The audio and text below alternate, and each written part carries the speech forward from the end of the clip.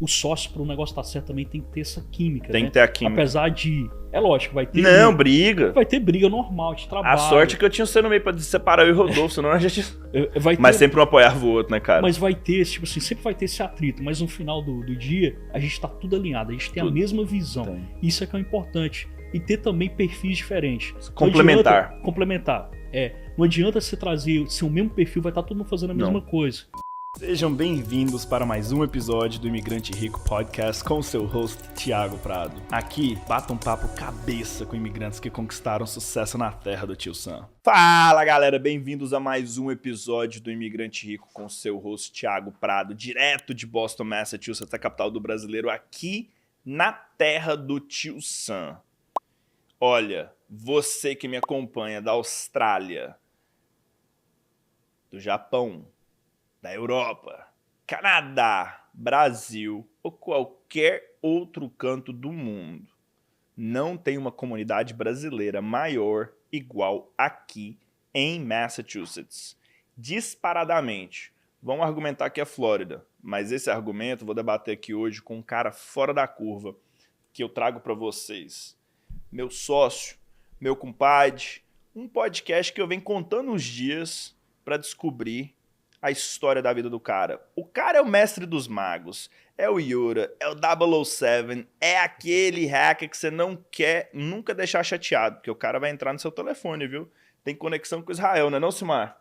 Aumentou a pressão aqui, né? Eu, pra contar esse segredo, Simar não. Raposo, é o foco direto de Governador Valadares. Cara, você sabe que eu sou seu fã de carteirinha, né? Pô, eu também sou seu fã, é mútuo. Sentimento é mútuo, depois você me dá um autógrafo, eu te dou também. A gente não lava a mão. Boa, irmão. Caraca, velho, que dia. Tive a oportunidade de gravar com o Rodolfo, com a Mônica e agora com você. Você sabe que eu fujo das câmeras, né? Eu falei, agora você me pegou de jeito. Eu falei, não tem jeito de fugir mais. Que câmera, vai tomar uma pinga daqui a pouco. Aqui nós temos aqui do Vale Verde, cabuloso, então um rosinho ali, ó, daquele legal. Você vai contar tudo pra nós hoje. E fechou, então. Eu conto Só não tudo. tem as coronitas que você gosta com limão, mas cachaça a gente tem, entendeu? Não, cachaça vai também. Bom demais, irmão. Aqui, eu sei, mas eu não sei.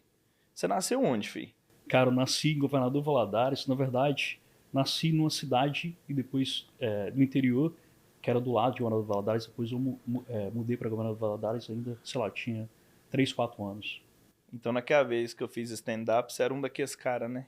Sim, claro. Que fala que é de Valadares, mas você não é de Valadares. Não, na Qual verdade, que é o nome da cidade que você é? Cara, São Geraldo de Tamaritinga, na verdade. A cidade é tão cabulosa que você nem lembra o nome da cidade, né? É porque eu saí de lá muito novo, né? Então, mas eu saí de lá muito novo. Meus pais moravam lá. Em São Geraldo.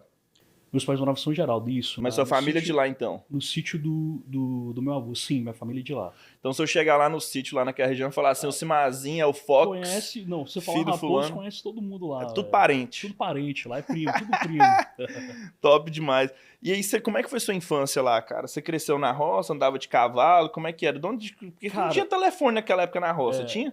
Não. Como é que foi sua infância? Na verdade, eu não lembro dessa parte, né? Meus pais... Começar a contar um pouco da minha infância, então, Sim. como é que foi. Os meus pais vieram para os Estados Unidos, acho que eu tinha 3 ou 4 anos, e eu fui morar com a minha tia. Minha tia morava em Valadares, fui morar com a minha tia nesse período. Um momento muito bom, assim, meu tio era sensacional comigo. Fiquei lá, eu acho que uns 2, 3 anos. E depois então seus pais vieram e deixaram você lá pra trás, você e seu irmão? Primeira vez. Primeira vez. Ficou você e seu irmão lá? Não tinha irmão, era só eu. Era só você ainda? Eu tinha 3 ou 4 anos, não lembro exatamente. Então você nem lembra disso direito? Não lembro. Eu lembro, assim, vagamente, quando eu morava lá na casa da minha tia, na verdade. Certo. Então meus pais vieram aqui na primeira vez, tinha 3, 4 anos. Aí eu acho que ficaram 2, 3 anos, depois voltaram. Aí já voltamos, a gente morava em Valadares, então eu morava com minha tia, fui morar com meus pais. Então lá nos anos 89, 90 mais ou menos, seus pais vieram parar aqui. Isso, 88, se não tô enganado. 88. Veio meu pai primeiro, depois veio minha mãe. Caraca, isso. velho. E eu fiquei morando com a minha tia. Aí eles voltaram, Aí voltaram, né? aí eles trouxeram o computador da Radio Shack pra você. Não, foi depois. Nessa época o computador era muito caro ainda, nessa primeira vez. O computador mesmo eu fui ganhar em 96. Ah, tá. Chegar nessa Não, eu tô história curioso. Não, porque eu vou me conter. Calma aí, gente, que agora a gente conta. Aí o que acontece, né? Voltando um pouquinho à minha infância, depois... Aí vocês foram morar juntos, você, seu pai e sua mãe de aí a novo. gente morou junto Meu irmão nasceu em 92, eu acho. Meu irmão acho que tinha 10 meses, minha mãe resolveu voltar de novo para os Estados Unidos. Para os Estados sozinha. Unidos? Isso. Eu acho que, na verdade, minha mãe queria, né, sei lá, a relação ao meu pai nunca foi um cara muito bom, então acho que ela, né, uma válvula de escape. E também minha mãe foi muito guerreira. Certo. Assim, eu pego esse lado do empreendedorismo da minha mãe. Minha mãe ela sempre deu o jeito dela. Deu os pulos. Deu os pulos. Ela já teve bar, já teve todo tipo de negócio. Ela sempre foi uma empreendedora nata. Sim. Entendeu? E até hoje. Faz acontecer. Não tinha que ganhar dinheiro de um jeito ou de outro. Faz acontecer. Eu acho que eu peguei muito esse lado da minha mãe. Então, minha mãe, assim, me influenciou muito. A gente, às vezes, quando a gente não percebe, a gente, Sim. por exemplo, foi fazer uma mentoria uns tempo atrás e me mostraram, né? Eu fui ver esse lado. Sim. Que eu peguei. De onde que herda, né, cara? De onde herda. que vem? Porque às vezes a gente não sabe. Por exemplo, eu sou assim, a gente vai chegar, acho que a gente vai falar sobre isso também. Eu sou assim, você chega comigo, por exemplo, nós dois. Tem uma possibilidade, tem um negócio, vamos pra cima. Bora. Fazer acontecer. O feito é melhor que perfeito. Então, é fazer acontecer. Entendeu? Só vai. Só vai. Aí você foi morar lá com a sua mãe, seu pai, seu irmão, e aí sua mãe decidiu... Não tinha irmão ainda. Fui morar eu, meu pai e minha mãe. Certo. Beleza. Aí meu irmão nasceu, como eu falei, em 92. Minha mãe, acho que começo de 94, final de 93, veio de novo para os Estados Unidos. Eu não lembro, acho que meu pai tentou vir também, não deu certo. Enfim, fiquei morando com meu pai lá. Eu, meu pai e meu irmão, dessa época que eu te falei, de final de 93 e 94 até 96, certo. quando minha mãe resolveu ir embora, né? Minha mãe foi embora, aí foi quando eu ganhei meu computador. E daí, cara, tinha pouco tempo que a mãe tava lá, e a gente foi fazer um passeio, na verdade, estava lá no Rio, e no caminho de volta o meu irmão faleceu, em 97. Ele tinha 5 anos só, tinha acabado de fazer 5 anos. Uau. Acabou falecendo. E como que ele faleceu? Acidente de carro. Então você estava voltando do Rio, vocês tiveram um acidente de carro? A gente estava voltando do Rio, isso, e a gente acidentou, tava todo mundo no carro. E meu irmão faleceu, a minha madrinha também que tava no carro. Ela tipo assim, ela ficou mal também, mas se recuperou. Foi bem grave o acidente, então? Foi bem grave, super grave. Meu irmão, eu lembro, tipo assim, né, a gente tem essas memórias que ficam com a gente ainda. O trauma, né? Foi na hora, assim, eu lembro da minha mãe pegando ele, a gente parece que desmaia, acorda assim. Eu lembro da minha mãe pegando ele no colo, ele já... Você tem as memórias ainda? Essa memória acho que não abandona a gente, né? O tempo faz a gente superar, de certa forma, mas essas memórias ainda ficam com a gente. Sim. E daí, de 97, né, quando meu irmão faleceu, assim, lá em casa eu nunca fui a família perfeita, acabou que meu pai ficou muito pior ainda, então, depois, sim, vivemos um período muito conturbado, Em 96 no Brasil até 99 foi um ano muito difícil depois da implementação do Plano Real, economicamente falando, muita gente... Mas eu falo nem dessa parte econômica, a gente nunca teve assim, minha mãe especialmente, como eu falei, foi sempre batalhadora, então assim... Fazia acontecer. Do lado financeiro, não tô falando que a gente nunca foi rico. Não, mas fazia acontecer. Fazia acontecer, então assim... Não faltava arroz com feijão e ovo, o negócio tava ali. A parte financeira, eu não tenho nada que reclamar, não, assim, minha mãe, por causa da minha mãe. Certo. Minha mãe sempre foi correria. Cabulosa. Nunca deixou faltar nada em casa, não. Sempre foi correria mesmo. Certo. Aí quando que sua mãe decidiu voltar para os Estados Unidos de novo? Então, aí em 2001, a minha mãe resolveu voltar. E aí eu fui ficar com meu pai de novo. Mas era super sustentável ficar morando com ele. Aí eu falei, mãe, eu quero ir embora também, né? Quando eu tinha 17 anos na época, a gente acha que... Você estava com 17 já lá? 17... isso. Quando eu vim pra cá, eu tava com 17. Mas aí você ficou lá quanto tempo sem sua mãe? Cara, de novo eu fiquei mais 1 ano e pouco. 1 ano e pouco. O que seu pai? Fiquei com meu cascudo pai. lá. Cascudo. Tava lá na pauleira. Ele botou você pra tirar leite? Não. Deu certo, não? Não. Mas você nunca piou as vacas, não, Sumazinho? Não, eu nunca tive jeito pra... eu nunca tive jeito pra essa... Você nunca teve essa pegada, não? Eu nunca Apesar que o agro é uma... Não, tá na genética. Eu gosto do agro. Mas veio uma quebradinha falhada. Mas eu gosto muito desse negócio do agro, ainda mais agora, né? Porque isso é um estudo, já tem uns anos, que até 2050 a gente vai ter que aumentar a produção de alimentos 60%. Sim. E a tendência é diminuir, porque tendo essas mudanças climáticas, a gente vê agora que aconteceu no Rio Grande do Sul, que produz 70% do arroz. E o Brasil tem menos de 20% da tecnologia dos Estados Unidos, cara. Isso, então tem muito que crescer, não tô falando só o Brasil não, aqui também, essa área de inteligência artificial, dessa área de IoT. Mas vai que você volta pro agro agora, no tech, né? Daqui uns anos, quem sabe, né? Então aos 17 você ligou pra sua mãe e falou, mãe, pelo amor de Deus, me tira daqui. Eu falei, mãe, não dá não. E, cara, assim... Mas você jogava videogame lá com os 16, 17? O que você gostava? Eu comecei... Então, vamos lá, né? Porque você pegou o computador. Qual que foi o seu primeiro computador? O primeiro computador foi um Packard Bell aqui da... Lembro até hoje. Era um trambolho. Eu tenho até foto depois aí. Eu gosto de mostrar isso. Era um Packard Bell, um trambolho. E Packard Bell? Chama Packard Bell, Packard. Packard. Que era do Hewlett Packard. Então, aí eu não lembro. É o Packard Bell. E a Hewlett... É porque o HP veio do Hewlett e veio do Packard. Mas depois o HP comprou essa Packard Bell. Era Packard Bell, depois o HP comprou essa empresa. Enfim, foi o primeiro computador. Na época era um 486, sei lá. Aqueles disquete. Peguei essa época ainda. Ficava essa galera que vai escutar nós aí não vai saber o que é. Não vai saber o que é, não. Ficava de madrugada na parte do dial-up ainda. Então, só de madrugada que era gratuita a internet. Então, passava uma madrugada ali. Mas aí a internet era aquele dial-up, né? Não, dial-up e outra. Era muito caro, então você não podia... Senão você apanhava depois, né, que você gastou. Você tinha que usar de madrugada, porque de madrugada era mais barato. Então, e você fazia o que no computador naquela época? Cara, meu primeiro empreendimento foi no computador, falar disso.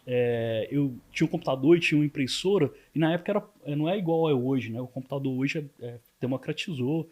Várias pessoas têm computador hoje, na época eram poucas pessoas. Sim. E eu tinha um computador e tinha uma impressora. E eu comecei a falar, eu vou entrar nesse ramo aqui, vou começar a digitar e para entregar trabalho de escola. Então eu pegava os trabalhos que o pessoal me mandava e digitava, imprimia. Você digitava? Eu digitava. E eu cobrava por página. Aí fiz isso por um bom tempo. Aí comecei a investir, comecei a comprar tinta e tudo. Mas aí quebrei meu primeiro... Você quebrou? Quebrei, porque o que acontece? O meu primo, né, o Cleiton, ele trouxe tinha uma amiga dele lá, falou, não, tem um trabalho grande aqui, eram sei lá quantas páginas, acho que era 15 páginas. Aí eu fiz o trabalho todo, cara, passei o final de semana todo, querendo jogar bola, não fui jogar bola, digitando, e no final não recebi, entendeu? Que aí acabou que eu não tive como pagar mais tinta. Não tive como pagar mais tinta. Então eu quebrei aí. Foi o meu primeiro... O seu supply management lá, que louco, cara. E aí Mas você já tinha esse dom de programar desde aquela época? Você já percebia que você tinha essa pegada? Eu sempre gostei de computador, mas sim, eu não sabia que eu tinha o dom de programar, né? E eu tive a sorte, eu falo a sorte porque... Como eu falei, minha mãe sempre foi essa guerreira e minha mãe sempre colocava para fazer alguma coisa. Sim. Então, desde novo era assim, eu tinha que estudar o segundo grau, mas eu fazia alguma coisa. Eu fiz aquele curso de Office Boy, que me ajudou bastante, aí curso de datilografia. Aí surgiu na época um curso que era processamento de dados. Ela estava hypado, igual hoje AI. Enfim, todo mundo queria fazer. E eu falei, eu quero fazer também. Eu tenho que fazer alguma coisa, vou fazer uma coisa que eu acho que eu vou gostar. E eu tive minha primeira exposição à programação. Certo. E uma sorte que eu tive. Isso foi no Brasil? Isso foi no Brasil. Eu tinha 14, 15 anos. E eu acabei que eu tive essa exposição à programação. E eu fico muito feliz, né? Porque logo desde cedo, com essa idade, eu vi que era o que eu queria fazer. Era algo que você queria. Que eu já queria. Você não tinha que mexer com ser humano muito, né?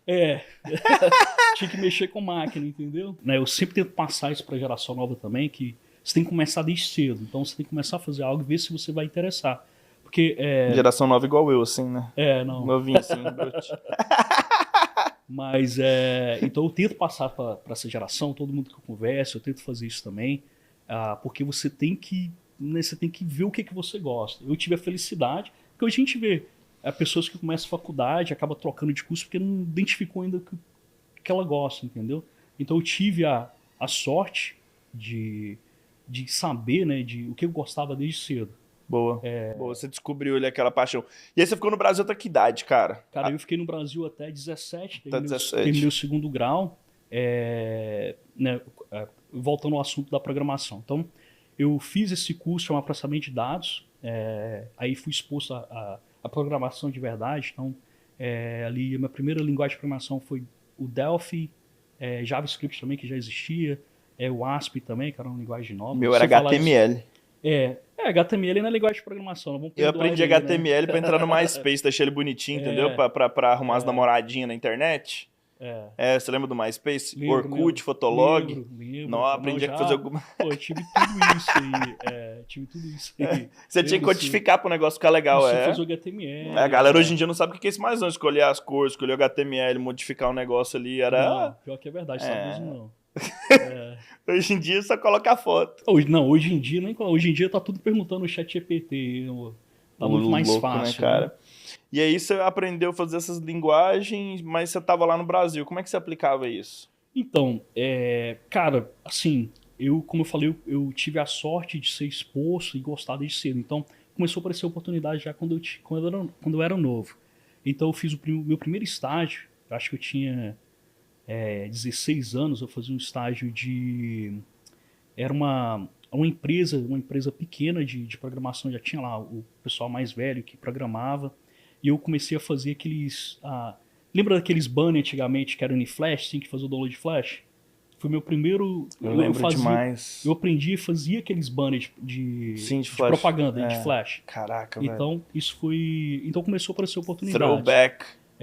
Depois eu fiz um estágio também era a WQVE. A WQVE era uma afiliada da UOL no Brasil. Tinha um professor que ele dava aula para mim e ele trabalhava lá, então ele me levou lá. Um estágio informal, não era nada carteira assinada, nada não. Então eu comecei a fazer isso e depois eu comecei a preparar para a faculdade, fazer aqueles cursinhos de... Como eu estudava escola pública, né? Então comecei a preparar ali para a faculdade. Então, antes de eu vir para cá, eu ia fazer vestibular na UFMG, ia fazer na UFV e decidi vir para cá morar com a minha mãe. Aí você decidiu meter o pé na estrada e vir a vida louca, a vida de imigrante. Eu falei assim, não, com 17 anos a gente não tem a percepção do Não. quão difícil que vai ser, né? A gente tem aquela... Mas que você tá doido? Sua mãe já tava aqui, é fácil, rapaz. Não, vai ser fácil, vou chegar lá. A gente não tem essa percepção. Tem noção, né, cara? A gente acha que... A América é fácil. Que é fácil, a gente acha que vai chegar aqui, vai ser aquele mundo que a gente tá acostumado. Um mundo totalmente diferente. Aí você chegou aqui e foi morar no Basement? Cara, eu costumo falar... Vou contar essa história aqui, é uma história interessante. Eu costumo falar que eu saí, como eu falei, comecei na programação cedo. Então eu tava assim, comparando com o pessoal da minha idade, eu gostava muito de estudar também. Eu tava no nível, porque eu estudava, eu tava no nível, sei lá, 10. Cheguei para os Estados Unidos e fui para menos 15. Uau. Porque eu cheguei aqui, aí fui morar no corredor. Minha mãe morava naqueles apartamentos de Austin. Lá de Austin morava uma porrada de brasileiro. Uma porrada de gente. Quantas pessoas que moravam na sua casa, sua primeira casa? Lá acho que morava 4. E eu nos quartinhos pequenininhos, eu ficava no corredor. Tinha uma caminha no corredor. Eu ficava no corredor. Melhor que o meu. No meu morava 6 no mesmo quarto. Era 3 beliches. Mas depois eu passei por isso também depois. Mas assim, é interessante que a gente fala isso, mas acaba que isso acaba sendo positivo pra gente. A gente acaba... faz a gente crescer, entendeu? Faz. Eu acho que essa vida é legal, que faz a gente crescer. Eu acho bacana essa experiência. É muito bom. Quando a gente olha pra trás, então assim, a gente vê que ajudou a gente a crescer. Você tá louco, fez a gente se tornar quem a gente é hoje. Isso. Você chegou aqui, qual foi o seu primeiro emprego quando você chegou aqui, Simar? Cara, meu primeiro emprego foi dishwasher. O que é dishwasher? Minha avó tá assistindo nós lá em Goiás, explica pra ela. Lavador de prato. Você foi lavar prato, Simar? Foi lavar prato. Você saiu de Futuro FMG pra ser lavador de prato? Pra ser lavador de prato. O que acontece? Onde você trabalhava? Minha mãe meio que me enganou, né? Ela falou assim, ó... minha mãe, ela limpava a casa e trabalhava no salão também. Ela falou assim, ó... A minha patroa que eu limpo casa, falou que o marido dela era dono de uma pizzaria Uno. Ela falou assim, ó, vai lá que vai ter um emprego pra você. Aí fui lá. Eles falaram que eu ia ser preparador, né? Preparado pra cortar a comida e deixar preparado. Aí cheguei lá, era a pizzaria Uno ali de Fenway. Certo. Fenway Park. E era lotado, cara, ali. Estádio do... E acho que naquele ano, quando eu cheguei aqui, eu acho que o Patriots tinha sido campeão. Tinha muitos anos que tinha sido campeão e cheguei, acho que no final ali dos playoffs. E o dia que eles falaram pra mim, eu acho que era um final de semana. Aí cheguei lá, velho, 17 anos, cheguei lá, aquela confusão, aí ninguém gritando com o outro, e pregando aqueles pratos quentes, aquela confusão danada. Eu falei, caramba, velho, onde que eu vim parar, entendeu? E aí? E aí que nesse emprego mesmo eu fiquei pouco tempo. Falei, eu não vou conseguir não, mãe. Você tentou me levar pra Dominus ainda um dia, né? Essa é uma história pra depois nós chega lá. Essa Dominus aí, a gente passou por muito perrengue ainda. Antes de chegar na Dominus, depois nós conta pra vocês aí. Fica ligado aí, agora a gente conta. É interessante, galera. Acho que é interessante a gente falar isso. Mas aí você foi, você trabalhou em vários empregos e tal, cara, mas aí você não estudava. Trabalhei em vários empregos. Porque já tinha terminado a high school no Brasil, você não tava estudando aqui. Isso. Aí eu fiquei morando com minha mãe um tempo aqui, que eu vim pra Boston. Sim. E aí fiquei com a minha mãe um tempo. E depois minha mãe ela conseguiu arrumar um trabalho para mim lá em Northborough. Aí eu fui morar lá, fui morar em Marlborough, aí já fui morar sozinho e trabalhava em Northborough, então eu fiquei lá nesse período. Você fazia o que em Northborough? Cara, lá foi um trabalho até bacana nesse período. Era Pegador de maçã. Data Entry. Não, era Data Entry? Fiquei um ano de Data Entry, mas fiquei pouco tempo, por questão legal, não era legal Sim, na sim, época, sim, então, sim. mas é um trabalho que era bacana de fazer. Sim. E aí, cara, você ficou lá, você fez amizade com a brasileirada de lá, por isso você tem esse relacionamento de Hudson, né? Que você ficava Isso. naquela... Aí, naqueles baile funk, do bonde do Tigrão. Como é que é? Furacão 2000? Furacão 2000, é isso aí. Mas aí eu fiquei lá em Marlborough, morei em Marlborough lá, acho que 1 ano, 2 anos, e eu nesse período eu falei assim, cara, eu tenho que aprender inglês, né? Eu sempre tive, mesmo aqui, vivendo isso tudo, eu falei assim, não, em algum momento eu vou voltar para a escola. Eu nunca perdi essa esperança. Certo. Voltar e fazer o que eu gosto, que é, né, a programação, o empreendimento também. E daí como eu falei, eu queria aprender inglês e eu matriculei lá em Hudson. Tinha essa... mesmo como eu era novo, mesmo eu tendo terminado no Brasil, eu podia fazer a high school. Daí eu fiz pouco tempo, fiz 3 meses também, porque eu tinha que trabalhar. E ralava fazendo high school. Chegava lá e ficava dormindo. Pauleira. Aí fiquei 3 meses. Então sempre ralando, estudando e tentando dar os pulos. E tentando dar os pulos, aprender inglês. Aí você já tava com né? quantos anos? 21? 20? Não, nessa época eu tava com 18. 20. E aí quando você voltou pra Boston? Depois eu voltei nesse período, aí eu morava com os outros, que nem você falou. Dividia quarto, alugava quarto ali. Pessoas e tudo. Aí eu dormia na banheira. Aí eu tava sempre conversando com a minha mãe. Falei, mãe, eu acho que quero voltar a morar com a senhora. E aí eu vim morar com a minha mãe. Não, primeiro, minha mãe ela era casada. E aí eu fui morar com... A minha mãe falou, vem em Boston, tem um amigo meu que né, você pode dividir lá o apartamento com ele. A gente veio aqui e procura um trabalho. Então, eu fui morar com ele. Experiência muito boa. Foi o Filipão. O Filipão, meu irmão, virou meu irmão ali. Você foi morar com o Filipão, gente boa pra caramba. O irmão dele, o Filipão também era novo. Aí tinha o irmão dele que era mais velho. Aí arrumou um trabalho pra mim num restaurante ali em Newton, que era o... Cara, você foi trabalhar em restaurante? Fui trabalhar em restaurante de boss boy. Boa. Assim, nesse período daí... Aí você já fez um upgrade. Você saiu de lavador de prato pra levar os pratos pro lavador. Isso. Aí já fui, isso aí, sendo... Carregador de prato sujo. Carregador de prato sujo. Não era lavador de prato sujo. Não, e limpava a mesa. Limpava a mesa, botava o setup ali. Mas era um trabalho bom. Eu fiz boss boy por muito tempo. Você ganha tips bom, cara. E o legal é que te dá esse... Tipo, você era um restaurante movimentado também, te dá esse senso de urgência, de você tem que ser rápido e você já tem que deixar tudo pronto. Senão você não sobrevive. Também. Não, você deixar tudo pronto, porque sai uma Senão pessoa, você não sobrevive, não, Você irmão. já tem que colocar a mesa pra vir um outro. Vai pro próximo. A galera hoje em dia não sabe o que é senso de urgência, tem que traduzir. É verdade. Aí você saiu desse restaurante, ficou lá quanto tempo?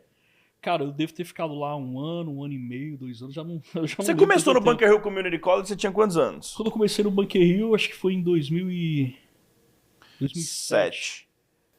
Eu tinha 23 anos. Foi quando a gente se encontrou. Tem tanto tempo. Velho, isso aí. Parece que a gente se conhece 24. desde... Mas eu e você, a nossa vida se cruzou ali. Foi onde a gente se conheceu. 2007. Isso. O que é o mais interessante, assim, né? Hoje a gente tá muito democratizado, a gente vê muita gente estudando. Nossa época era pouco brasileiro que estudava. Pouco. Eu lembro até hoje, não esqueço disso.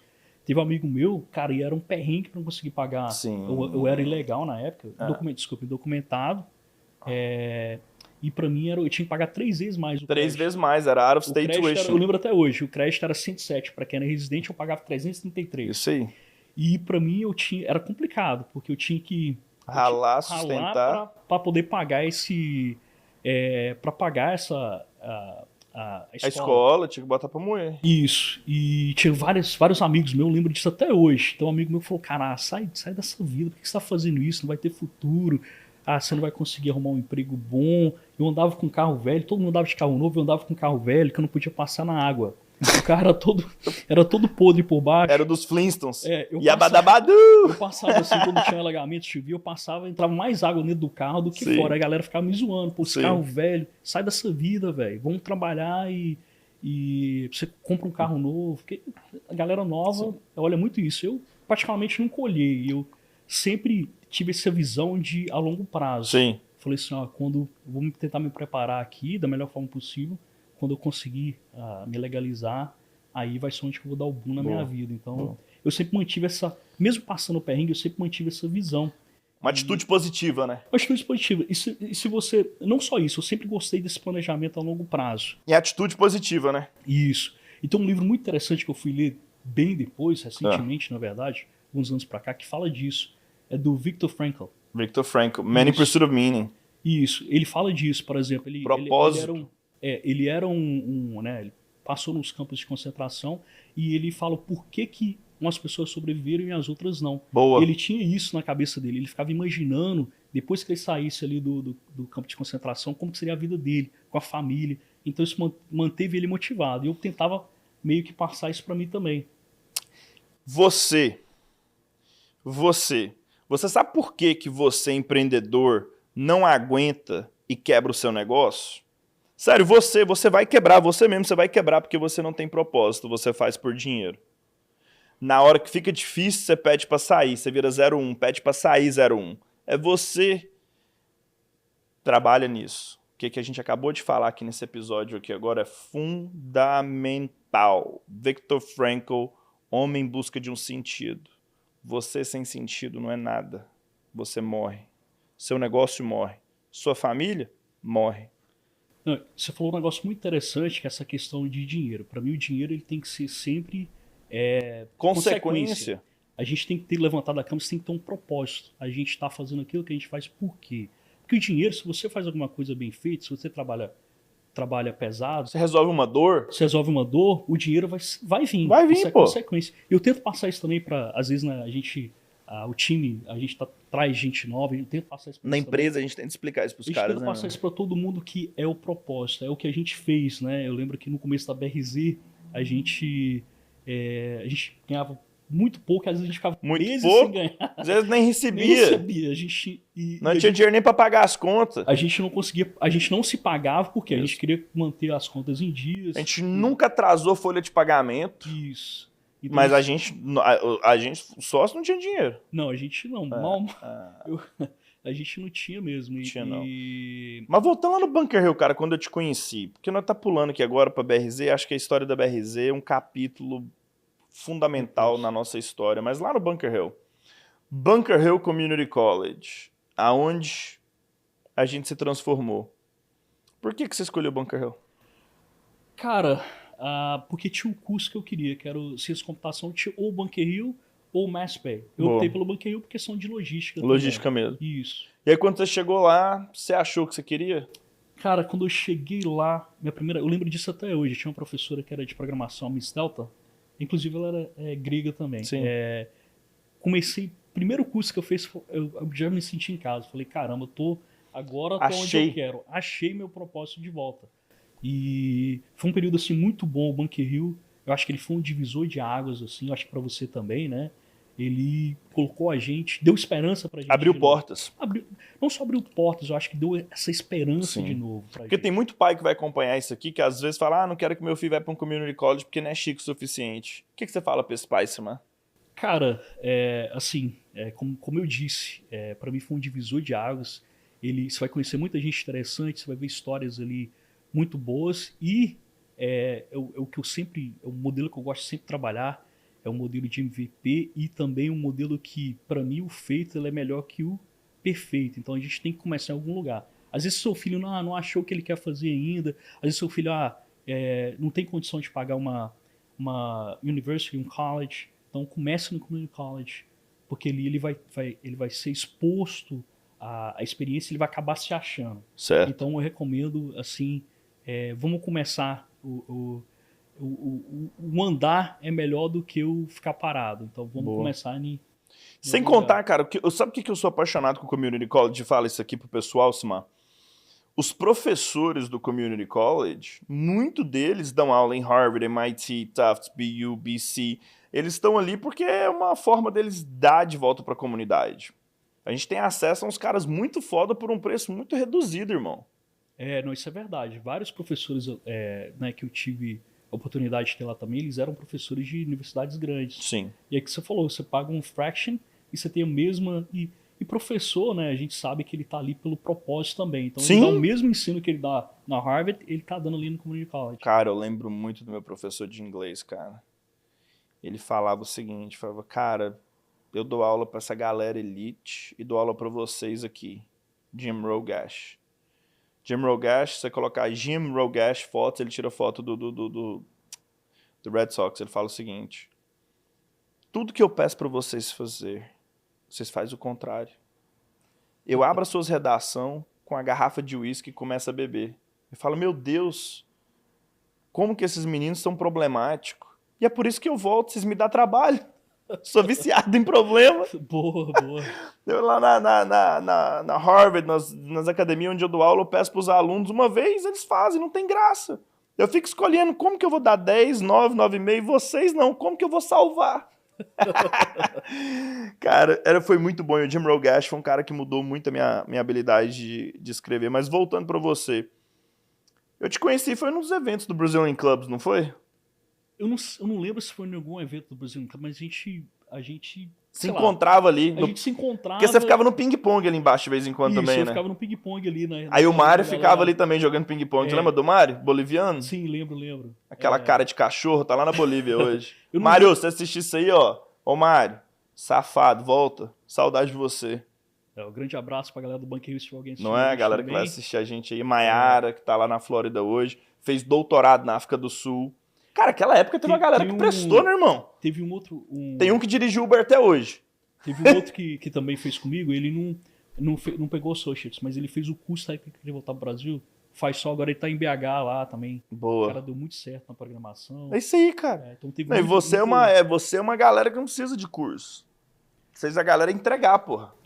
Isso é verdade. Na programação aí, o diploma na parede não resolve porra. Diploma na parede não resolve Mas não é só nada. na programação, não. É em gestão, é no financeiro. Quando a gente contrata hoje em dia, a gente não pega o currículo do cara e pergunta qual que foi sua nota na faculdade? Eu não olho. Foda-se, você entrega. O negócio é entregar. Você tem senso de urgência? Você tem comprometimento? É isso. Você acorda cedo e vai dormir tarde? Você tá comigo na trincheira, porra? Se eu morrer, você morre junto comigo? Porra, aí é parceiro, agora vamos nessa. Eu nunca pergunto que diploma que você tem. Onde você estudou? Onde você estudou. A quantidade de jumento que tem de Universidade Federal, de Harvard, desculpa, tá? Tem colega meu recém aqui, eu tava na reunião de 10 anos da Tufts. Cheguei pros caras aí, o que você tá fazendo? Acabei de pegar meu MBA. Falei, de onde? Wharton, Stanford, papapá. E o que você tá fazendo? Procurando emprego. Eu falei, coincidência, eu tô contratando. Tem um meme muito interessante, né? Esses caras que estão, a não ser que os acadêmicos lá, doutorado e tudo, mas, por exemplo, esses caras que estão sempre fazendo MBA, Sim. Eles estão sempre estudando por algum motivo, já tendo tempo para estudar, quer dizer que não tá trabalhando bem, né? Tem esse meme aí. E eu tenho uma outra, tá? Essa aqui é pra você, ó. Quanto mais diploma a pessoa tem, mais burra ela fica. Eu aprendi isso. Quanto mais diploma a pessoa tem, mais burra ela fica. Sabe por quê? Porque ela tem menos experiência. Não adianta você ter esse tanto de diploma se você não tem as manhas. Não, você falou um negócio de experiência, isso aí é fundamental. Por exemplo, eu vejo, cada empresa trabalha num modelo diferente. Por exemplo, a gente na BRZ trabalha de um modelo, né? E eu vejo outras empresas que às vezes o dev começa lá, aí tem 3 meses eles são promovidos para fala que o cara é sênior. Não é. Se qualquer coisa nova que aparece, a pessoa não consegue resolver. Por quê? A gente, né, a maioria das pessoas, a não ser aqueles fora da curva, o Elon Musk da vida, a maioria das pessoas, nós mortais, né, meros mortais, a gente tem que viver aquela experiência. Não? Correto. A gente tem que viver na experiência pra gente ir aprimorando, pra gente ser um profissional melhor. Sim. E você pegar uma pessoa com um pouco tempo de estrada, assim dizer. E jogar ali, já dá título. Não consegue. Título e nota não resolve nada, Isso não. aí é pra... Aí, cara, no Bunker Hill a gente ficou amigo. A gente tomava uma cerveja lá, fazia umas festas junto. A gente tinha umas resenhas. E aí, um belo dia, nosso tempo passou, né, cara? Nós tava ali, trocava ideia, nós ficou super amigo. Aí os meus amigos ficaram seus amigos ficaram meus amigos, e aí a gente fez aquele clube nosso. Isso. Aí a gente transferiu, e você foi trabalhar. Fui trabalhar, depois eu transferi, eu fui pro UMass Boston. Você foi pro UMass Boston. Depois eu fiquei pouco tempo porque tava muito apertado pra Muito mim. caro. Você não tinha financiamento, você não tinha Isso grana pra terminar? Tava caro e também eu tava passando... eu acho que eu não tava muito bem comigo mesmo nesse período. Uma dificuldade. Teve esse lado financeiro, mas teve um lado também que eu não tava muito legal. Lado emocional. O lado emocional também. É importante a gente falar isso, né? Porque o homem tem problema emocional também. Isso, todo mundo tem, né? Você aprendeu, né? Depois de um tempo. Simazinho aqui, gente, ó. Cara mais resistente à terapia, porque valadarense não mexe com esse trem não, né? Vocês é bruto. Não é que eu sou resistente. Bruto! Casca de aroeira. Rústico. Não é nem isso. Assim, eu tenho um viés que eu não gosto de falar muito da minha vida pessoal. Boa. Talvez por causa de trauma, enfim. Mas é isso, não é que eu não acredito. Eu acredito bastante. Eu só acho que, pra mim, é um Mas hoje você aprendeu. Hoje eu aprendi. Hoje você aprendeu, que é a importância disso. Mentoria, terapia, sim, terapia ajuda bastante. E pro homem empresário que tá lá fora, fala pra ele que era o Simar. O Simar, há 5 anos atrás, o que você fala pra ele? Cara, sobre terapia. Simar, 5 anos atrás, dá um conselho pra ele. Super relutante, mas eu aconselho vocês aí, ajuda demais te guiar, né? Além de, né? Porque a gente, empresário, a gente toma porrada toda hora. E tem muita gente que acha, naquele período de trabalho, não, é 24 horas. Eu vou dormir, eu sonho com um problema da empresa. Essa até hoje. E no começo era mais, mas até hoje eu sei lá, tô dormindo, acordo, eu tenho aquele negócio que eu posso fazer dessa maneira. Esqueci. Às vezes vou lá pro computador. E é porrada toda hora. A gente preocupa se a gente tá pagando em dia. A gente preocupa de liquidez. A gente preocupa se a gente tá atualizando, né? A gente tem que atualizar, porque senão a gente vai ficar para trás. Sim. Então, assim, é preocupação 24 horas. Se a gente não tiver esse acompanhamento, a gente pira, entendeu? Boa. Porque a pressão é muito. E a gente também, a carga horária da gente, ela isso aí. Ela é bastante. Boa. Aí, Simar, a gente foi, cada um pro seu caminho. Eu fui pra Tafts, a gente se encontrava de vez em quando, ainda mais muito pouco. Fui pro Rodolfo pra lá, mas eu sempre tinha vontade de empreender, cara. Eu sabia que você era o cara do tech. Então eu tinha minhas ideias doidas. Aí eu apareci pra você quando eu tava trabalhando no fundo de investimento do MIT, lembra? Te mandei mensagem, falei, irmão, bora fazer um negócio ali? Falou o quê? Eu falei, cara, eu descobri que quando o povo morre, as coisas vão parar na justiça. E se eu for lá na justiça, eu descobri o algoritmo esse. E eu consigo comprar esses dados no final do mês. Você consegue exportar esses dados para mim diariamente? Lembra disso? Não lembro, mas você tá pulando algumas etapas aí. Primeiro a gente teve o Brazilian Big Brothers. Pulei. Você tá pulando as etapas aí. O Brazilian Big Brothers... Foi a primeira vez que nós faliu. A gente faliu com uma ONG. A gente falou com a primeira vez na história que você não quebrou com a ONG. Que você fala não, mas antes disso, você me levou pra lavar prato na Domino's. Essa história da Domino's eu vou ter que contar. Não, conta. Não tem jeito, velho. O cara me chamou pra entregar pizza. Chego lá, o cara mandou lavar prato, irmão. O Thiago... Quebrado, querendo ir pra Cancún. Tava entregando pizza, né? Eu nem sei falar os trabalhos que eu passei. Eu tava no modo de sobrevivência esse período todo que eu te falei. Tinha dinheiro nem pra ir pra Cancún no Spring Break. Não, eu não tinha dinheiro pra arrumar o carro. Eu tava com o carro todo furado por baixo. Podia passar nada. Eu tinha uma Mazdinha vermelha naquela época. Você lembra meu Mazda vermelho? Eu comprei ele do alagamento. Cara, na verdade, eu comprei do Jefferson Kasmizhak, que voltou pro Brasil. E hoje ele tem franquia da Cacau Show.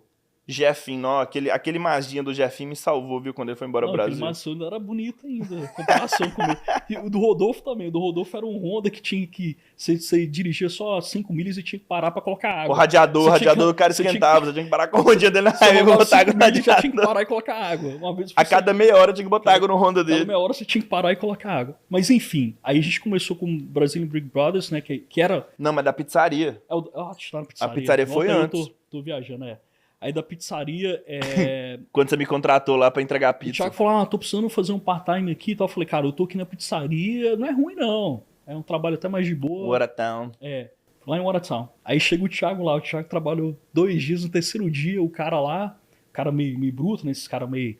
Árabe. Habib, Allah, Habib, o cara me pegou. O Thiago, porque a gente tinha esse negócio de ter que no final limpar a loja. Colocou o Thiago lá e o cara era bruto, né? Agora o Eira. Brabo. Colocou o Thiago lá pra limpar a loja e lavar prato. E o Thiago ficou doido com esse homem, velho. Me liga o dono lá da pizzaria. Que isso, velho? Que seu amigo tá correndo atrás aqui do cara. O Thiago correndo atrás do cara. Lá da pizzaria. O cara me xingou, me esculachou lá. Eu falei, eu vou bater nele com essa tampa de pizza aqui, irmão. Mas foi 3 dias só eu pedi demissão. 3 dias, eu lembro, pô, eu lembro. Eu morava lá perto, aí você ia lá em casa depois. Passar lá, entregar pizza na Domino's, ou vida de imigrante, raça. Pô, mas a gente ralava, viu? A gente ralava pra caramba, ralava, ainda tinha que, né, às vezes estudar e dar seus pulos. Tentei até ser bartender do Luciano Doaz nessa época, mas não deu muito certo não, porque eu morava do lado ali na Taft, falei, cara, precisava de fazer uma grana, tinha que fazer dinheiro de um jeito ou de outro. Mesmo, tipo assim, né, que você teve lá o Full Scholarship Sim. na Taft, mas como que você vai sobreviver? Não. Tem que, eu lembro que você sempre fez... Cara, você sabe o que é uma... Eu almocei com o Chuck ontem, tava almoçando com o Chuck ontem, né? E aí ele... Tinha uns 6 meses que eu não almoçava com ele. Aí eu lembrei ontem, falei, Chuck, em 2013, você lembra que você mandou comprar $500 de Bitcoin? Cara, eu não gosto nem de ouvir falar de Bitcoin. E depois disso, o neto sobrinho do Warren Buffett, o Alex Korzak Buffett, que me deu o livro do Andrew Tobias de insurance, ele mandou comprar Bitcoin depois de novo. O fundo dele, Bol Dourado, metade do fundo era em Bitcoin naquela época. E eu peguei os $500, eu lembro como se eu fosse hoje, né? Foi pro Spring Break, eu, o Rodolfo, o Brian, os meninos, nós bebeu tudo no Cocobongo. E eu torci o pé ainda e perdi meu tênis no show do David Guetta. Se eu tivesse $500 de Bitcoin em 2013, minha vida ia ser um pouco diferente, viu? Eu não sei se eu te contei, eu tinha uma lojinha com o Fei. Eu lembro que você comprava os computadores, reformava. O computador. Vários Frankenstein. E a gente, na época, a gente era revendedor, porque você não comprava Bitcoin igual compra hoje. Minava. A gente era broker. A gente era um broker, a gente podia vender. Então ia a galera nova. Era muito raro também, mas ia a galera nova lá, a gente vendia. Através de um broker lá, a gente tinha acesso ao site. Igual telefonia, a gente vendia esse tipo também. A gente vendia. Só que, cara, naquela época, 100 conto fazia muita falta pra mim. Então, fazia muito, cara. A gente tivesse pegado $100, cara, e comprado naquela época, irmão. Mas como que você vai investir uma coisa que você que não tinha? Não era dinheiro de pinga, não. Que mentira, bicho. Você ia pro Hall of the Moon, gastava esse dinheiro tudo lá, ué. Eu não. O Phoenix Landing, fala que você não gastava $100 no Phoenix Landing com Corona. Não. Conta outra. Eu gastava. Eu prometo 100 conto fazia falta. Eu entregava a pizza, mas eu gastava o dinheiro da pizza. Não, eu falo pra você que a minha meta na faculdade era graduar com 3.5. Nunca quis ser 4.0. Então tinha uma estatística na distribuição das minhas notas pra mim poder ir em todas as festas que tinha na fraternidade. Mas isso é uma história pro Tola, depois eu conto pra vocês. Você tem que viver. Enfim, vamos lá então. Aí tá, você vendia os Bitcoin, consertava os computadores. Isso, aí já foi um outro venture que eu tive com o Fê. A gente tinha uma lojinha de... Aí vocês venderam o Telex Free também? Cara, vendemos tudo, né? Avestruz Master, fazia de tudo na lojinha de tecnologia. Telex Free a gente não vendeu. Eu lembro que você não entrou não, mas... Aí, cara, voltando pra história aqui, a gente montou uma ONG que chamava Brazilian Big Brothers. Isso. Desde aquela época a gente já tinha um coração e a intenção de ajudar os outros. Isso, essa ONG foi justamente só que a gente precisava de ajuda. O que é interessante, o que eu aprendi, né? A gente vai aprender muitos anos depois que a gente vai parar pra pensar e falar por que aquilo não deu certo. A gente tem que pegar aquela foto, hein, cara. A gente tem um vídeo, né? A gente tem um vídeo. A gente ia nas igrejas católicas, porque o que acontece? Hoje... A gente queria ajudar a população brasileira desde aquela época, hoje cara. A gente tem informação pra todo lado. Sim. Hoje, por exemplo, na época que a gente chegou aqui, a gente precisava de emprego, você tinha que ir lá na loja, físico, e ver se eles estavam contratando. Hoje já tem muita informação. Naquela época, a gente era os poucos brasileiros que estudavam. Eu falei, meu amigo, que falava, sai dessa vida, cara, você vai ficar estudando, o povo achava que é bobo. Não vai dar em nada, você é um bobo, você tá andando de carro velho, aí os caras, porque... galera, todo mundo de carro chique, financiado. Não, eu tive que fazer isso, eu saí do Mustang pra andar de a pé. E querendo ou não, né, a gente é novo, que não falei, eu nunca tive isso, mas... pra galera, né, você ter um carro novo ali era status. Então, o imigrante até hoje, o cara chega todo quebrado e me compra a desgrama de um Kia Sonata aí. Quem olhar pra um carro, tipo assim, não era novo, né? Hyundai Sonata. Que menina que olhar pra um carro com um Altima velho, todo cheio de tétano e todo estragado. Ninguém, mas eu nunca importei com isso, na verdade. E voltando sobre o Brazilian Big Brothers, a gente queria ajudar esse pessoal que tinha esse sonho de estudar, mesmo que não tivesse o status, né? Eu não tinha o status. Legal, eu estudava. A gente ensinava que falou assim, cara, independente do seu status migratório, você pode estudar. Você consegue. Então a gente tinha isso, a gente queria ajudar esse pessoal, só que a gente precisava ser ajudado primeiro. Correto. A gente não tinha o capital para investir. E também, até as horas, né? Por exemplo, as horas que a gente estava investindo ali, eram horas que a gente não trabalhava, a gente precisava do dinheiro também. Isso é muito importante a gente falar para vocês aí, tá? Antes de você ajudar os outros, se ajude primeiro. Lembra quando a máscara do avião cai? Ele fala o quê? Coloca na pessoa do lado? Não, coloca a máscara em você primeiro. Aí a gente tava sem oxigênio tentando botar a máscara nos Não, e na outros. escola, mas enfim, Mas foi uma ótima iniciativa, a gente aprendeu muito. a gente aprendeu muito e a gente Conectamos com muitas pessoas. conhecemos mais sobre a comunidade também, Sim. né? A necessidade. 2013 a gente tava no chão tentando fazer a diferença na vida das pessoas. O povo perdendo casa, Isso. filho desesperado, Minha- o povo minha voltando mãe pro mesmo Brasil. perdeu a casa, É, sua né? mãe perdeu a casa no subprime, né, cara? A casa em Moratown. Isso. Não, foi chocante essa época. E aí eu cheguei pra você um belo dia e falei, irmão, vamos empreender? Eu queria flipar a casa, você lembra?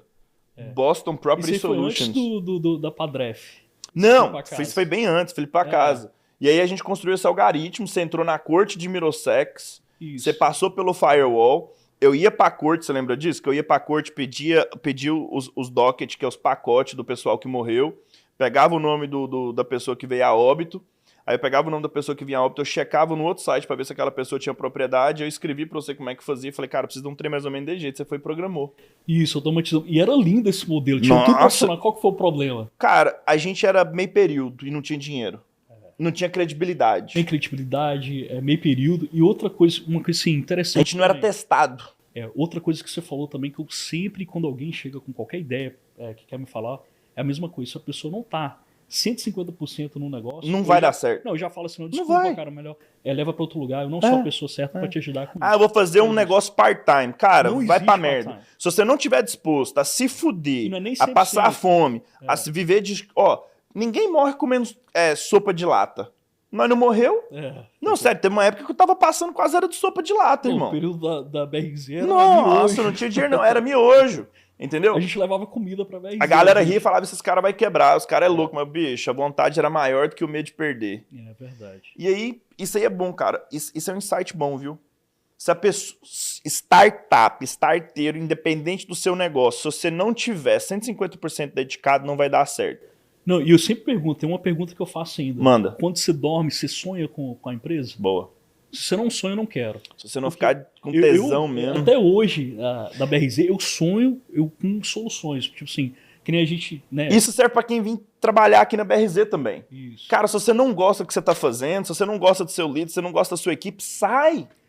Vai procurar um lugar que é Vai melhor achar pra seu você, irmão. propósito. É. A gente tem que viver. Você não a gente tem que tá ter uma aqui, vida de não. propósito, entendeu? Não é, a gente não pode acordar todo dia por acidente. E tá só bem, assim. todo mundo precisa do emprego pra pagar as contas. Eu e você precisou da A gente pizzaria. viveu, mas a gente, que nem eu falei, né? A gente viveu esse período de sobrevivência. Isso. Se você perguntar assim, eu nem sei os empregos que eu fui sobreviver. Não, eu já fiz de tudo. Mas eu tinha filho. isso a longo prazo, que, né, eu tinha essa meta. Você tinha uma a longo meta prazo. lá na Eu tinha uma frente. meta, que era a meta, ó, vou me legalizar e foi justamente isso. Cara, Legalizei já foi. E foi bom, viu, Vamos bicho? Aí você depois. investiu um tempo, você programou ali pra gente, não deu certo. Só que através disso aí, eu consegui o meu outro emprego no Darex, que era tradando dívida podre. Aí um dia o LinkedIn, o Recruiter me achou, falou, você fala espanhol? Eu falei, perfeitamente. Fui tradar dívida podre no Peru. Aí trabalhei por um ano, fui contratado na Davis Research e um dia achei uma ação de funerária. Me apaixonei com a morte. Pai, você lembra disso? Foi bizarro, cara. Eu falei assim, não, perfeito, o povo não para de morrer, vamos criar o primeiro plano funerário. O Thiaguinho que deu a ideia. O Thiaguinho um dia me ligou e falou assim, ó, fulano morreu, imagina se nós tivéssemos um plano funerário. Eu achei as ações funerárias, com 3 dias eu já tinha criado logo da Padref na internet, já tinha site, já tinha número de telefone, já tava rodando tudo, liguei pra você e falei, irmão, eu preciso disso. E você falou, tô dentro, vamos embora. Você sempre caiu de cabeça nas minhas doideiras. Vamos criar o primeiro plano funerário para brasileiro nos Estados Unidos. Eu vendi minhas terras. Eu lembro que você for no aqui também, não? Eu vendi meu 401k. Não, 401k foi pra depois da BRZ. Eu vendi todas as terras do meu pai, minha casa e botei nesse negócio. Queimei mais ou menos uns $150 mil, porque 6 era part-time, eu era full-time. Eu falei, não, eu tô nesse negócio de cabeça. Pedi demissão e fui pra dentro. Outra loucura, não recomendo fazer isso. Porque você tem que estar 150% no negócio, mas você tem que fazer um MVP barato. Eu não sabia o que era MVP. Fiz um MVP caro. Entrei fazendo coisa que não tinha teste A, teste B. Eu não sabia o que era. Cara, a gente tem experiência pra caramba, né? Cara, a gente foi... É interessante Olhar pra trás. olhar para trás e ver que... Até um livro que eu li que eu me identifiquei bastante, que é o Na Raça, do Guilherme Benchmark. Sim. Basicamente o que a gente fez, o que a gente continua fazendo. É na raça. É o Na Raça. Errando. Errando e Só que você colocando me abandonou. um negócio pra você. Por que eu te abandonei? Uai, depois que a Padref deu errado, um belo dia, eu tava desesperado. Eu não sabia mais, eu falei que meu dinheiro tá acabando. Ou eu volto agora pro MBA e conto uma boa história, ou eu me reinvento. Aí eu encontrei um cara doido que me introduziu seguros. E aí eu lembrei do livro que o Neto Warren Buffett tinha me dado, que era o Invisible Banker. E aí tudo fez sentido. E aí eu e o Rodolfo juntou e falou, cara, o Rodolfo tinha uma empresa de construção falida, ele e o Thiaguinho conseguiu falir uma empresa de construção, você lembra disso? Lembro. Os caras com a empresa de construção em Massachusetts, um engenheiro e o outro economista, não deram certo, porque os caras não queriam bater numa... Outro insight, se você não quiser botar a mão na massa, não quiser sujar a mão, não vai dar certo. Dificilmente vai dar certo. Aí eu te liguei e falei, cara, tô com mais outra ideia infalível. E aí dessa vez eu falei assim, né? O que você falou? Cara, eu não me lembro o que eu falei, mas assim, é até interessante, né, você falar isso, que isso foi o quê? 2016. Então, 2016, 2017. É porque 2015 a 2016 a gente tava se lascando na Padref. Mas e o que tá? Em 2017 eu não podia correr risco em 2017. Eu tava me preparando porque esse período de legalização que eu te falei, em 2017 chegou a, né, depois de muito tempo de demora, Sim. era o período que eu precisava juntar dinheiro para acabar meu processo. Então eu não podia correr isso. Talvez foi por isso. Eu não lembro o motivo exatamente. Se foi porque eu falei, não, eu não creio que porque eu geralmente não tenho medo de empreender. Eu acho que talvez foi por isso. Eu não me lembro exatamente. Mas só sei que você falou não pra mim, Simar. Só lembro do não. O cara ficou chateado. Aí eu fiquei um ano sem você e tive que aprender a programar meu Google Sheets. E engraçado que eu fiz meus recibos, porque quando eu caí pra indústria de seguros, eu percebi que não tinha software. Eu falei, cara, eu tenho que desenvolver, irmão, esquece. Vou ter que bater dobrado em cima de software. E o Daily Cash, que é o que a gente faz, era um pedaço de papel escaneado, irmão. Eu falei, nem na China que eu consigo vender desse jeito. Aí eu criei um Google Forms. Você lembra do meu Google Forms? Lembro. Isso falou que foi um ano, não foi um ano não, tá? Acho que foi uns 6 meses, logo quando eu legalizei e voltei... Porque eu não deixava você em paz. Logo quando eu legalizei e voltei, você falou, eu falei, vambora, agora é a hora... Todo dia eu te ligava, aí eu mais doido. Eu trouxe você como programador pra dentro, falei, irmão, é o seguinte, não, foi um ano. Foi um ano, porque depois o sócio virou um inferno, foi 2 anos pra comprar os caras fora. Foi 1 ano e 2 meses que você chegou. Foi em 2017, em agosto. Eu vim em janeiro de 2018. Isso aí foi 1 ano. Quero ver quando que a gente criou seu e-mail, Simar. Ah, tá. No dia que não abriu o seu e-mail, nós sabe. Não, porque eu lembro, de 16 de janeiro foi quando eu comecei. Boa. E vocês tinham começado em agosto. Tinha não. Agosto, Tinha começado... 2017. Não, agosto foi quando abriu. Ah, entendi. Nós tava se lascando, já tinha 1 ano e 3 meses. Verdade, teve a parte de construção. Eu tava me lascando muito mais, porque o Rodolfo foi pra festa na Noruega ainda. Eu fiquei aqui. Não, agora sim, é verdade. A parte de construção, não a parte estava aberta. É, operacional, não. Agora sim, agora faz sentido. Na verdade, eu não tenho foto, mas a BRZ em si começou no 3º andar da minha casa. Isso, com a Ligiane, com a... Eu lembro que você tinha um Eric gigantesco. O Eric gigantesco. Aquela ali, a gente tava desenhando uma estratégia de captação de cliente lá. Nessa época, acho que a gente nem... Foi a época que a gente talvez teve menos contato. Porque eu tava também focado... Sim. Eu trabalhava pra uma startup nessa época. Eu dirigia Uber com a Mercedes.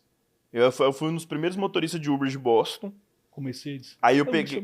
a Mercedes cinza, eu pegava aquela Mercedes pra dirigir Uber. Aí o que eu descobri? Eu descobri que se eu mandasse convite de Uber pra todo mundo, eu ganhava $500. Peguei minha lista de telefone, vral, todo dia eu ganhava $500. Alguém registrava pro Uber. Então sobrevivi com isso. E aí, cara, você veio depois de 1 ano. E aí minha vida mudou. Porque aí eu pude focar no que eu sabia fazer de melhor, que era marketing. Marketing é operacional. Tipo, não sabia o que eu estava fazendo, mas estava aprendendo. E aí, assim, a escola foi encaixando. Quando você percebeu oportunidade de seguro, cara, olhando para trás hoje, valeu a pena? Cara, é difícil a gente basear em coisas hipotéticas, assim, né? Eu acho que valeu a pena, valeu muito a pena. Eu acho também que a gente se encaixou muito bem. Sim. Eu, você e o Rodolfo. Eu acho que, assim, o sócio para o negócio estar certo também tem que ter essa química, Tem que ter a química. Apesar de... É lógico, vai ter Não, briga. vai ter briga normal de trabalho. A sorte é que eu tinha você no meio pra separar eu e o Rodolfo, senão a gente...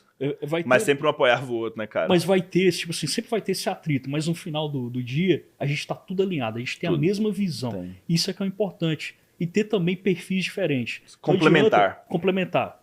Não adianta você trazer, se o mesmo perfil, vai estar todo mundo fazendo a mesma coisa.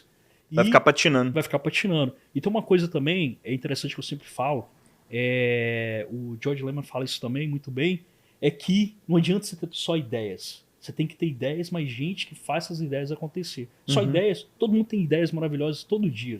Todo dia. Mas só ideia não vai pra frente. Mas, voltando ao assunto, eu acho que valeu muito a pena. Agora, se perguntar se eu faria tudo de novo, não sei. Eu também.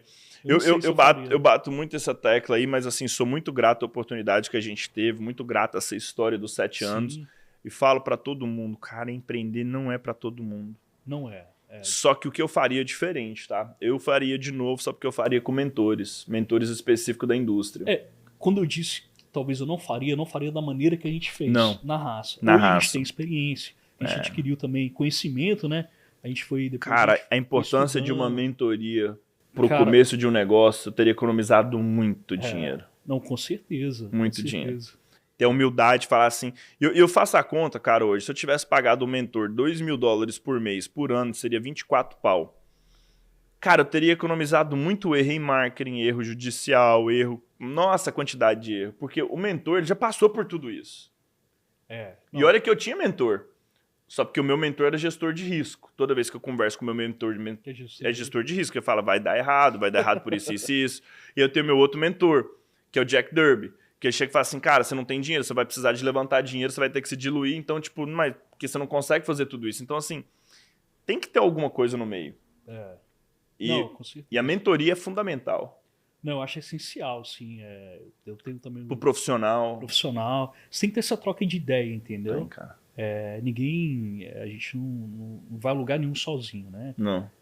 Tem que ter essa. Eu acho muito importante essa parte de mentoria, sim. Cara, é super relevante. E aí você sabe o que eu acho, eu admiro muito em você, Elcimar? É o seguinte, cara. Qualquer língua de programação que era necessário para que essa empresa tivesse sucesso, você estava disposto a aprender e evoluir Sim. e buscar soluções. Você é incansável. E eu tenho raiva de você, velho. Você nunca tá errado, porra. Não. Se alguém aí um dia achar o erro do Elcimar aí na BRZ no código, me liga que eu quero ligar pra ele. Não, eu acho que isso é um negócio bem seu, não, tá? Eu erro. O cara tá certo o tempo inteiro, velho. Todo dia, não. Toda vez que eu trago, não, mas isso é bom, viu, bicho? Essa parte que você tá falando de linguagem de programação é interessante porque você tem que fazer o que a empresa necessita. Boa. E no passado a gente não tinha dinheiro para contratar. Não. Hoje a gente já consegue, no passado não. Então, por exemplo, dá alguns exemplos. A primeira coisa que eu acho que eu implementei na BRZ, até que vocês não gostaram, foram quando eu percebi. Primeiro que os computadores estavam ruins, troquei tudo para SSD. A segunda coisa era, a gente não tinha... Mas nós não tinha dinheiro. Não, mas A gente comprou os Frankenstein, aí depois nós eu desamontei e coloquei os SSD, não tinha dinheiro pra comprar. Os Frankenstein, então, isso aí que tá. A BRZ começou com um computador refurgado, que era reformado. Usou por muito tempo, mas eu troquei por muito os tempo. SSD, Isso, aí você trocou os HD para SSD. Então, isso é uma coisa. Outra coisa era a comunicação interna. Então, você vai vendo gargalos que você vai colocando. Você usava o WhatsApp, era aquela confusão, compartilhava senha no spreadsheet. Então, adotamos o Dashlane logo no começo, depois o Slack. Enfim, então você tem que ver o que a empresa necessita. Aí depois a gente foi ter, um pouco mais na frente, por exemplo, a gente foi fazer uma expansão, a gente foi ser global, né? A gente foi ter call center global, e a gente tinha um problema grande para resolver. A gente não tinha dinheiro para pagar para alguém para resolver. Então o que eu fiz? Eu fui estudar a questão ali do VPN, como implementar o próprio VPN. Uma das coisas, um dos exemplos. Então você tem que fazer o que a empresa precisa, tem que fazer mais com menos. E sem contar que você tem experiência de vender seguro, porque você trabalhou como corretor de seguro no primeiro ano. Você entendeu a dor do corretor. Se a gente falar hoje, tem um CTO lá fora da indústria de seguros, nos Estados Unidos, a maioria do CTO não tem experiência que você tem operacional. Isso é essencial também, porque o que acontece? A maioria das empresas, você tem um atrito muito grande entre os C-Levels e a parte de tecnologia. Por quê?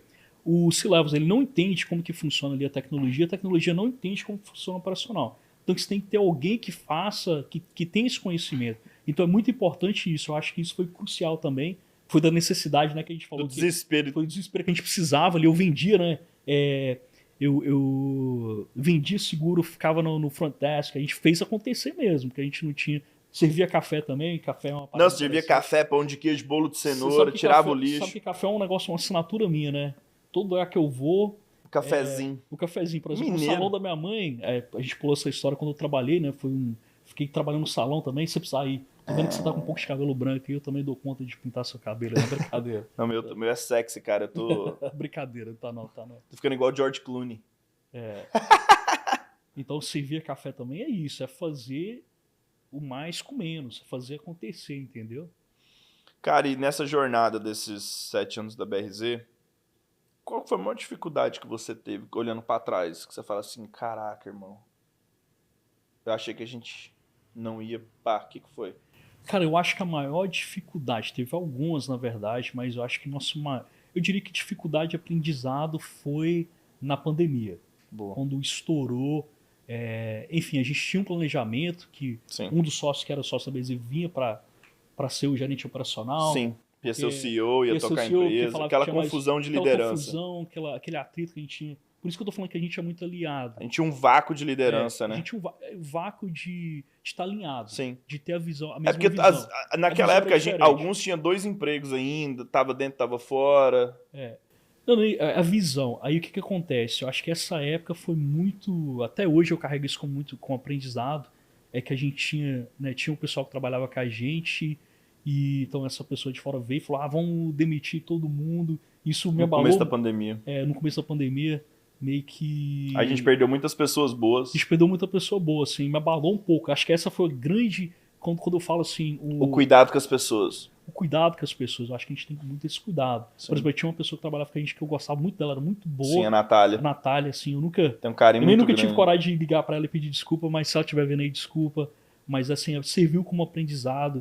Eu acho que a gente tem que sempre ter esse cuidado com pessoas, é importante. O que faz qualquer lugar, seja no ambiente familiar, seja na empresa, são pessoas. As pessoas que fazem o ambiente, a gente tem que sempre olhar esse lado. Sim. E a gente era imaturo, tava ali, a gente estava tendo aquele atrito também, né? A gente não sabia, com os demais sócios, a gente não sabia qual caminho que a gente ia seguir.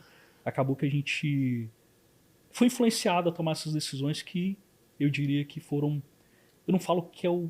Foi um aprendizado. Foi um aprendizado, assim. Um grande aprendizado. Que se eu voltasse atrás, não... Assim, eu faria o lobby, não é que eu tinha decisão também, mas eu faria o lobby pra gente não fazer esse tipo de decisão. Não, eu jamais tomaria. Tivemos aí em 2022, quando a indústria de seguros deu uma travada de novo.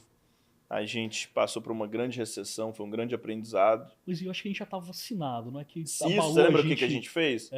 Aí chegou, conversou com todo mundo, teve algumas mudanças. E é sobre isso, sobre gestão. E a gente cresceu ainda em 2022. Isso. A gente foi trapaceado, ou seja, mesmo com os trapaceiros, a gente conseguiu ainda reverter, entendeu?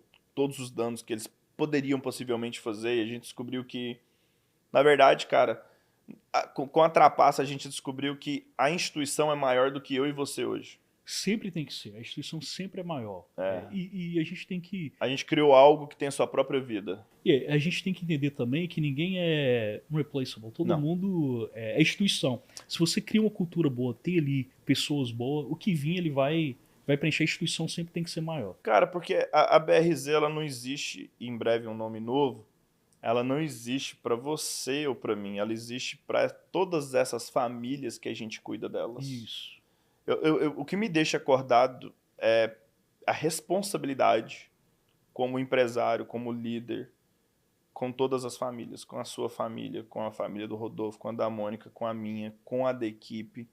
Isso aí foi o que sempre... Com a família do nosso cliente também, porque se acontece uma coisa com ele, ele tem que estar segurado. Então, essa é uma responsabilidade muito grande.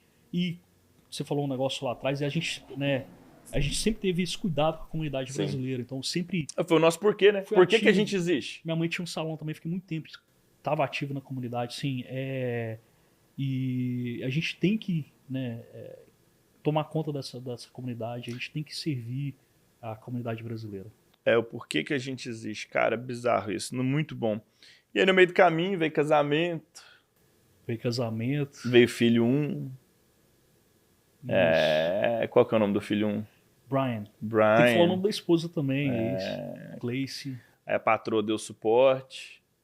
Aí veio o filho 2. Meu filho 2 agora, recente. Que é o Thomas. O Thomas. Aí agora veio o Brian e o Thomas. Agora é papai de 2. Agora é papai de 2. Cansou de passar frio.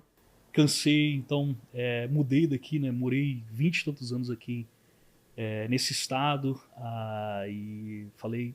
Também muito por causa dos meus filhos, nem por causa de mim. Eu também queria ir para um lugar mais quente, mas na época eu tinha só o Brian. Eu achei que o Brian teria uma vida melhor fora desse estado. Sim. Achei que, por exemplo, um estado igual eu fui para South Carolina, eu acho que ele vai crescer, ter uma vida melhor lá. Ele fica muito outside, o pessoal tá sempre convivendo com mais gente. Então isso é bacana. Sim. Eu não quero que ele seja igual eu. Para. Você é maravilhoso, cara. Cara, muito boa essa história.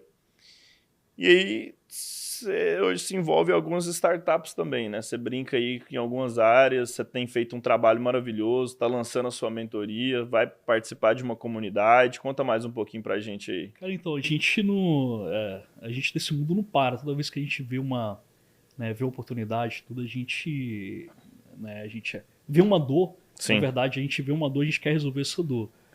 Tem algumas startups, uma que é de chatbot, a Hi-Fi. Ela foi pro 2º ano. Tem essa de mentoria também. Quero esse lado, quero ensinar, passar essa experiência também pro pessoal. Tem um outro também que é um projeto mais a longo prazo, que eu quero estar passando esse conhecimento para jovens também na área de programação. Porque hoje a gente tem esse problema, não só na área de programação, em algumas áreas, na hora que a gente não ensina. Por exemplo, tem vários cursos que a gente não ensina e deixa ele preparado ali para o ambiente de trabalho. Não. Por exemplo, a pessoa não sai do curso ali, já vai trabalhar na Google, vai trabalhar no outro. Então, eu quero preencher essa lacuna. Então, tenho esse... Ensinar o cara a tomar banho, né? Cortar a barba. Deixa ele... não tudo, Como na verdade. Te cortei, as unhas do pé, o cabelo, o subaco, te chamei de querida, te falei, mais ou menos assim? Isso, mais ou menos Entra isso. programação. Então, assim, usando inteligência artificial também para deixar ele preparado para o ambiente. Um exemplo, a pessoa tá estudando para ser um data science, então você tem que simular um ambiente que ele vai experimentar ali se ele for trabalhar para um banco, quer para onde que for. Então, você tem que deixar ele preparado para o ambiente de trabalho. Para ele saber, né? E hoje as escolas não, ela tem essa dificuldade de transferência do conhecimento acadêmico para o mercado de trabalho. Então, eu passei vergonha em São Paulo quando eu fui. Então, assim, tem esse movimento também que eu quero fazer. Isso é importante. Eu lembro até hoje, quando a secretária chegou, trabalhava no Morgan Stanley, na mesa de Equity Research em São Paulo. 2º dia, estava na 3ª mesa. Minha chegou, cumprimentou o primeiro 3 beijinhos, cumprimentou o segundo 3 beijinhos, foi cumprimentar eu que sou gringo, estiquei o braço. Aí ela passou e saiu dando 3 beijinhos em todo mundo. Depois eu virei chacota na mesa de pesquisa, o gringo. Porque é cultural, né? Então, assim, a gente não se prepara para muita coisa no trabalho. Isso é verdade. E é muito diferente de uma indústria, de uma região. Então, não é só o código, é você saber lidar com o seu colega de trabalho. Tem uma mulher que chama Esther Perel, chama Inteligência Relacional. Desde quando eu conheci esse conteúdo da Esther Perel, eu fiquei bugado, cara. Porque mais importante que o nosso currículo profissional, o nosso currículo relacional. Como que a gente relaciona com o coleguinha de trabalho? Com o sócio? Com a esposa? Com os amigos? Bizarro isso, né? Isso aí esse curso seu vai ser bom, viu? Esther Perel, vou te mandar depois. Essa eu não te mandei ainda, não. Eu conheci essa recentemente. Eu não conheço, não. Eu recentemente eu me apaixonei pelo conteúdo do Esther Perel. Super recomendei pra quem tá acompanhando a gente.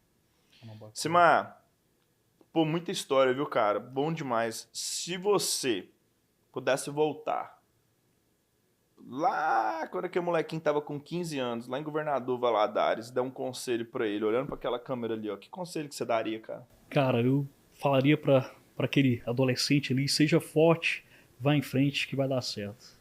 Boa. Boa, irmão. Cara, muito bom. Hoje, você é um cara que você tem muito mais do que você precisa. Tá uma qualidade de vida maravilhosa.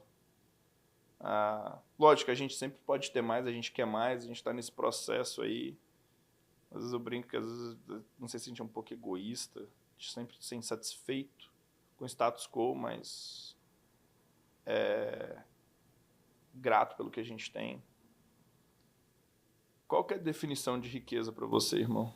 Cara, muito, muito boa essa pergunta. E eu vivi assim, eu vou contar um pouco da história, Sim. que vou falar um pouco disso também. Eu vi um período muito conturbado esse ano. Certo. Final do ano passado, a minha esposa estava grávida com o segundo filho e a gente descobriu que ela tinha uma condição, ela chama a placenta creta, Uhum. e que ela corria um risco de vida assim gigantesco. E isso foi um baque muito grande, cara. Eu lembro que eu fiquei 2 semanas assim, tipo assim, no mundo da lua. Uhum. E isso, né, acabou que você me conhece há muito tempo, você sabe que eu nunca fui esse cara religioso, isso me levou um pouco até na parte da religião, né? Sim. Eu nunca fui essa Sim. Mas você pessoa. teve um E me levou para esse lado, então eu fui lado pro espiritual. lado espiritual. Hoje eu Isso é dou um dos fatores que leva qualquer imigrante a ter sucesso, sabia, cara? A conexão espiritual é muito importante. E não só conexão espiritual, questão familiar também. Eu, né? É outro fator também. Cada um segue a vida que quer. Isso. Mas eu acho essa parte familiar muito importante. Não só a gente não pode ser egoísta, a gente também tem que preparar os filhos da gente. Então, Sim. esse lado familiar ele é muito importante. E depois dessa experiência que eu tive, porque a gente descobriu lá no final de dezembro e, cara, era assim, eu fiquei louco, comecei a fazer os estudos, vi ali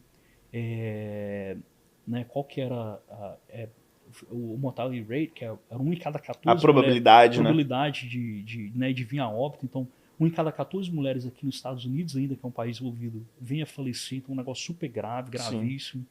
E, cara, eu comecei a dar valor, né, e ser muito grato pelo que eu tenho. Sim. E passava na minha cabeça, né, eu tentava ser forte para minha esposa, né, sempre de não, vai dar certo, Sim. já deu certo, não sei o que tem, mas lá no fundo eu tava morrendo de medo, porque a minha esposa é uma pessoa sensacional, ia afetar muito ali a criação dos meus filhos e tudo, e isso me fez dar muito valor. Então, essa parte que você pergunta, né, qual a sua definição de riqueza, para mim, é ter mais do que você precisa.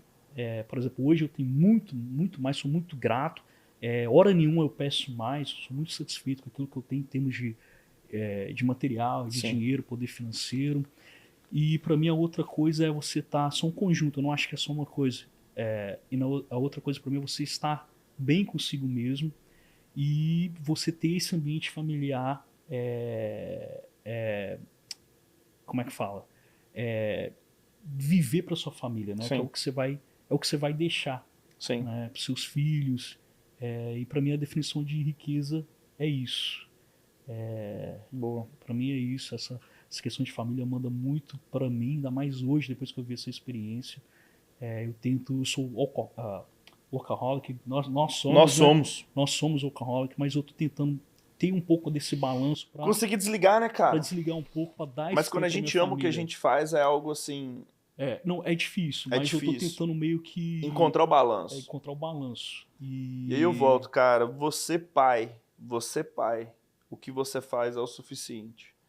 Aceite o que você faz é o suficiente, mas reconheça que tem sempre como melhorar. Sim. Porque o sentimento de culpa pro pai é muito grande.